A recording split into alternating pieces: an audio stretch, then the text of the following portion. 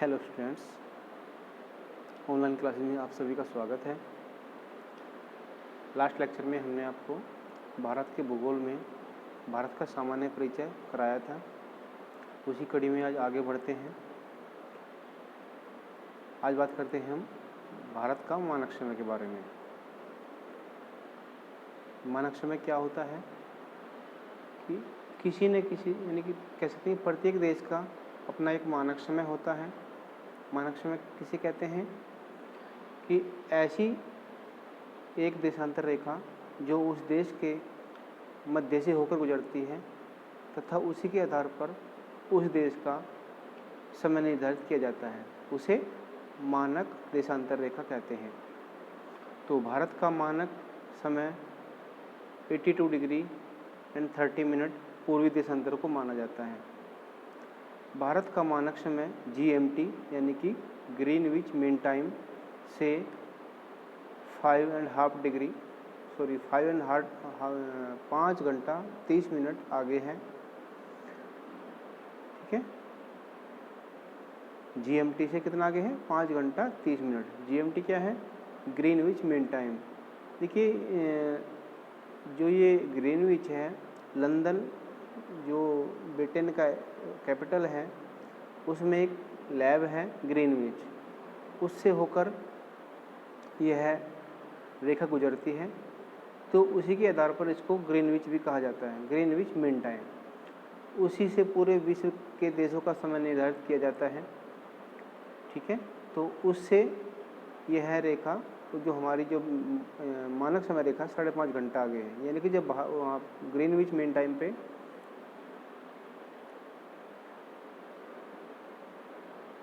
12 बजते हैं दोपहर के, तब हमारे देश में शाम के 5:30 बजे होंगे।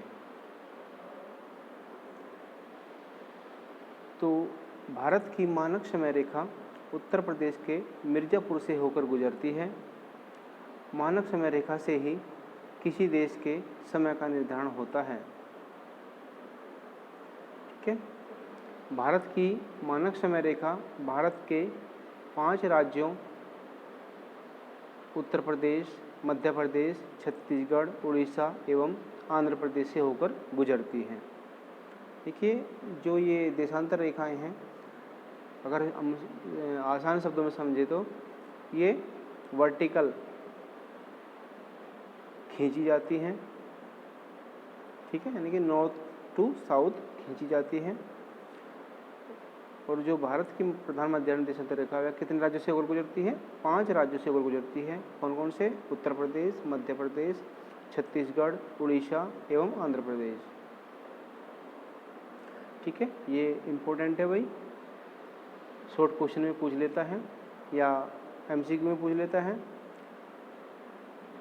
आगे बात करते हैं भारत के राज्य एवं केंद्र शासित प्रदेश की। वर्तमान समय में भारत में 28 स्टेट्स एंड 8 यूनियन टेरिटरी है। कितने हैं? 28 राज्य हैं और 8 केंद्र शासित प्रदेश हैं। देखिए, 2019 से पहले भारत में 29 राज्य और 7 केंद्र शासित प्रदेश हुआ करते थे। तो उस समय जो आपका जम्मू कश्मीर है उसको राज्य का दर्जा समाप्त कर उसे केंद्र शासित प्रदेश बना दिया गया है और उसके पुनः 2 भाग कर दिए गए हैं, लद्दाख और जम्मू एंड कश्मीर। तो पहले 29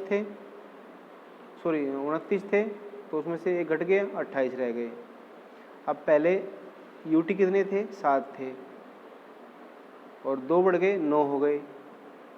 फिर जो आपका दमन दीव और दादर नगर हवेली हैं उनको ज्वाइंट कर दिया गया है, तो इस तरह 8 रह गए हैं। तो प्रेजेंट टाइम में 28 राज्य हैं और 8 केंद्र शासित प्रदेश हैं। भारत की जो राजधानी है वो क्या है? नई दिल्ली है। आगे चलते हैं।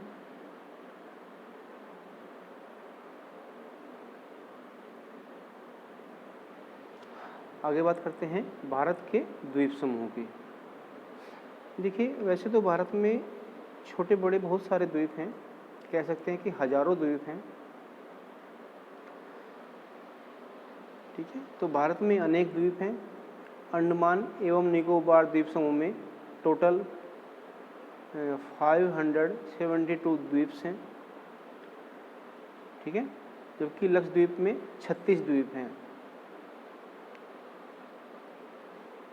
अगर हम द्वीप में क्षेत्रफल की बात करें तो क्षेत्रफल में सबसे बड़ा जो द्वीप है वह अंडमान एवं निकोबार द्वीप समूह है, और सबसे छोटा जो है लक्षद्वीप है, जिसका क्षेत्रफल मात्र 32 किलोमीटर है।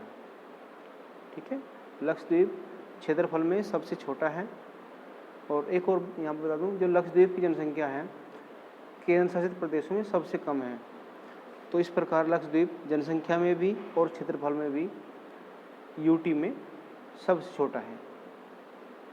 ठीक है, और यूटी में सबसे बड़ा कौन सा है? अंडमान एवं निकोबार द्वीप समूह है। इसके अलावा श्रीहरिकोटा, पंबन द्वीप, न्यू मूर द्वीप, अब्दुल कलाम आज़ाद द्वीप, माजुली द्वीप आदि भारत के ही द्वीप हैं। देखिए, जो श्रीहरिकोटा है आपने सुना होगा, यहाँ से भारत अपने उपग्रह लॉन्च करता है। ठीक है, और जो ये माजुली द्वीप है ये एक नदी द्वीप है। ये ब्रह्मपुत्र नदी के द्वारा बनाया गया द्वीप है और यह असम राज्य में स्थित है। इम्पोर्टेंट है आपके जीके की दृष्टि से भी। ठीक है, तो ये विश्व का सबसे बड़ा द्वीप है। ठीक है, तो माजुली नदी द्वारा बनाया गया विश्व का सबसे बड़ा द्वीप है, ये याद रखना। ठीक है, आगे बढ़ते हैं। अब बात करते हैं भारत के पड़ोसी देशों की।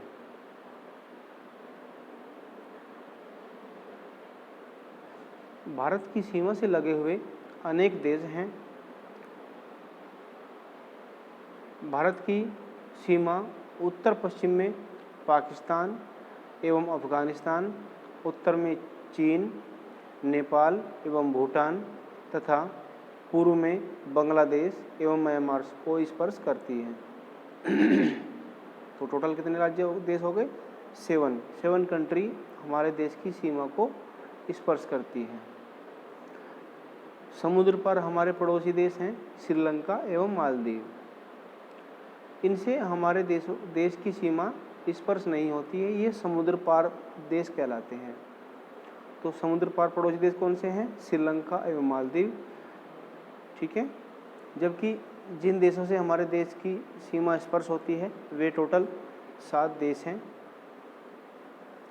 जैसे पाकिस्तान, अफगानिस्तान, चीन, नेपाल, भूटान, बांग्लादेश, म्यांमार। ठीक है, अब यहाँ पे जो एक क्वेश्चन यहाँ बनता है कि भारत के साथ सर्वाधिक सीमा बनाने वाला देश कौन सा है, यानी कि जिसकी सीमा भारत से सबसे ज़्यादा लगी है वह देश कौन सा है? तो वह देश बांग्लादेश है। 4096 किलोमीटर लंबी सीमा भारत से लगती है बांग्लादेश की। तो फिर यहाँ पे दूसरा क्वेश्चन बनता है कि सबसे कम किस देश की सीमा लगती है? तो वह है अफगानिस्तान। अफगानिस्तान की मात्र 106 किलोमीटर सीमा भारत से स्पर्श होती है और यह भी प्रेजेंट टाइम में पाक ऑक्यूपाइड कश्मीर में है, यानी कि पाक अधिकृत कश्मीर में है। ठीक है, तो इस प्रकार ये भारत का सामान्य परिचय है। इसमें एक दो और कुछ बातें हैं, जैसे कि क्वेश्चन बनता है कि भारत को मुख्यतः कितने जोन्स में बांटा जाता है? तो भारत को मुख्यतः 6 जोन्स यानी कि अंचलों में बांटा जाता है। पूर्वी अंचल यानी कि ईस्ट जोन, जिसमें बिहार, उड़ीसा, झारखंड, पश्चिम बंगाल आते हैं। फिर नेक्स्ट है पश्चिमी अंचल यानी कि वेस्ट जोन, जिसमें आपका राजस्थान, गुजरात, महाराष्ट्र, गोवा, दमन दीव, दादर एवं नगर हवेली आते हैं। नॉर्थ जोन में यानी कि उत्तरी अंचल में जम्मू कश्मीर, हिमाचल प्रदेश, पंजाब, उत्तराखंड, हरियाणा, उत्तर प्रदेश, दिल्ली एवं लद्दाख आते हैं। दक्षिणी अंचल यानी साउथ जोन में आपका आंध्र प्रदेश, कर्नाटक, केरल, तमिलनाडु, तेलंगाना, लक्षद्वीप, अंडमान एवं निकोबार द्वीप समूह एवं पुदुचेरी आते हैं। मध्यवर्ती अंचल में यानी कि सेंट्रल जोन में आपका केवल मध्य प्रदेश और छत्तीसगढ़ आते हैं। छत्तीसगढ़ जो है मध्य प्रदेश से ही अलग हुआ एक राज्य है।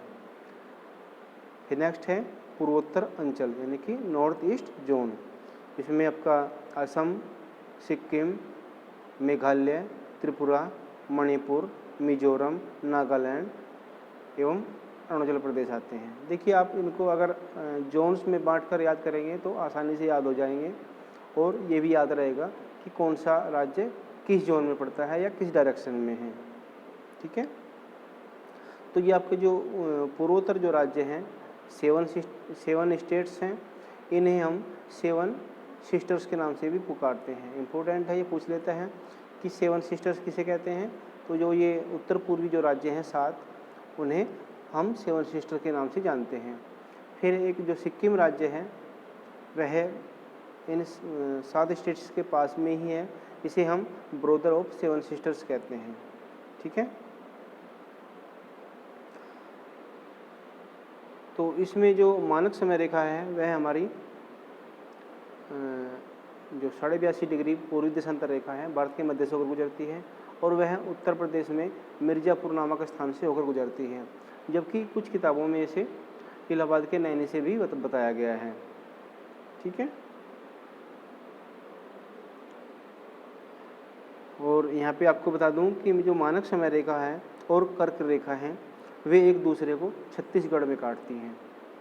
यानी कि जो आपकी अक्षांश रेखाएं हैं उसमें जो कर्क रेखा है जिसका मान 23 डिग्री 30 मिनट है वह हॉरिजॉन्टल होती है, क्षैतिज होती हैं, और जो देशांतर रेखाएं होती हैं वो लंबवत होती हैं। वह एक दूसरे को कहाँ काटती हैं? छत्तीसगढ़ में।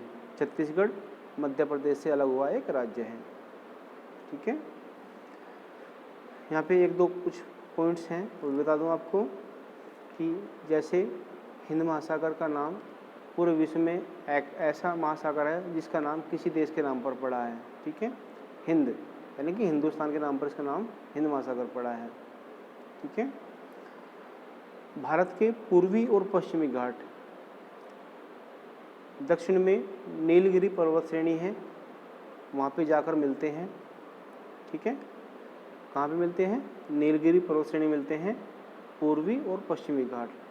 पश्चिमी घाट को सह्याद्री पर्वत श्रेणी भी कहते हैं। क्या कहते हैं? सह्याद्री पर्वत श्रेणी भी कहते हैं। ठीक है, फिर आगे हैं कि जो आपका उत्तर प्रदेश है जिसमें हम रहते हैं वह कुल 8 राज्यों एवं एक केंद्र शासित प्रदेश से सीमा बनाता है। ठीक है, इम्पोर्टेंट है क्योंकि सर्वाधिक राज्यों से सीमा बनाने वाला देश उत्तर प्रदेश ही है और इसके साथ साथ एक केंद्र शासित प्रदेश से भी सीमा बनाता है। ठीक है, और यहाँ एक और पॉइंट आपको बता दूं कि उत्तर प्रदेश का जो सोनभद्र जिला है एकमात्र एक ऐसा जिला है जो 4 राज्यों से सीमा बनाता है। यानी कि 4 राज्यों से इसकी सीमा लगी हुई है। कौन कौन से हैं वे हैं? छत्तीसगढ़, मध्य प्रदेश, बिहार और झारखंड। ठीक है, तो आई होप कि आप सभी के समझ में ये बातें आ गई होंगी। ठीक है, तो आज के लिए बस इतना ही। धन्यवाद।